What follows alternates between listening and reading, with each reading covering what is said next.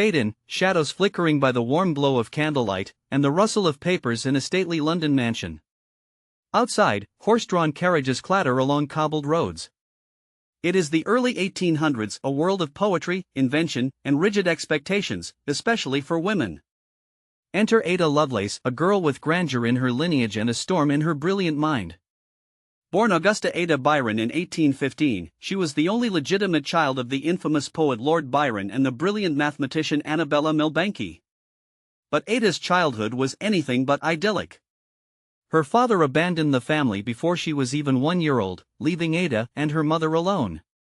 Her mother, determined that Ada not become like her tempestuous father, steered her away from the arts and toward the sciences.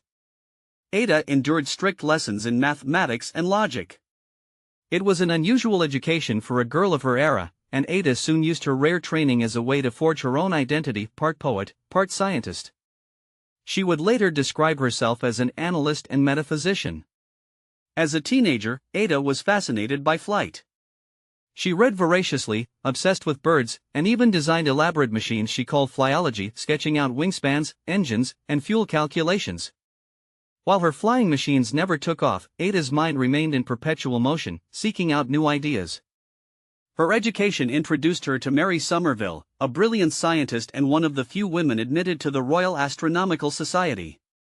It was through Somerville that Ada met Charles Babbage, the eccentric father of the computer.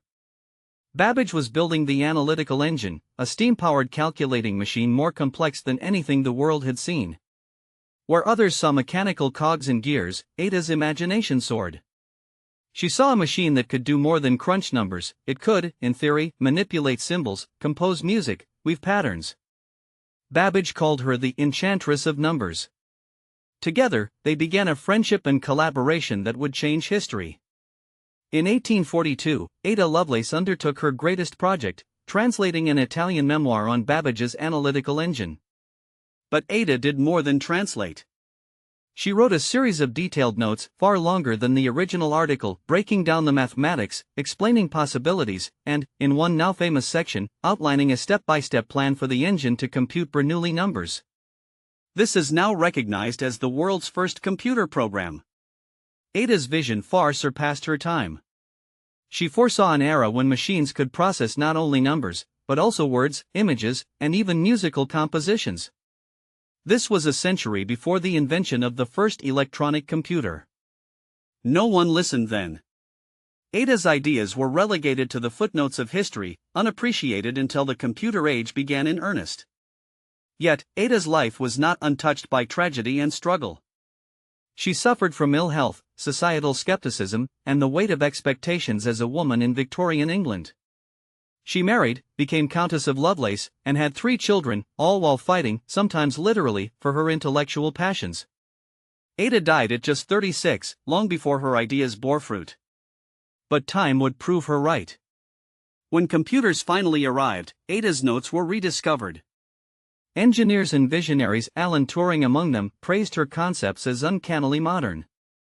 Her belief in a symbiosis between logic and imagination, calculation and creativity, laid the philosophical groundwork for everything from computer science to artificial intelligence.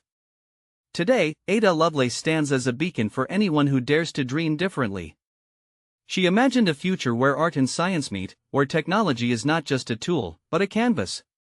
Every line of code, every algorithm, every new invention that blends logic with creativity echoes with her spirit. So, if you've ever doubted whether your ideas, no matter how wild, could change the world, remember Ada. She lived in an age that could not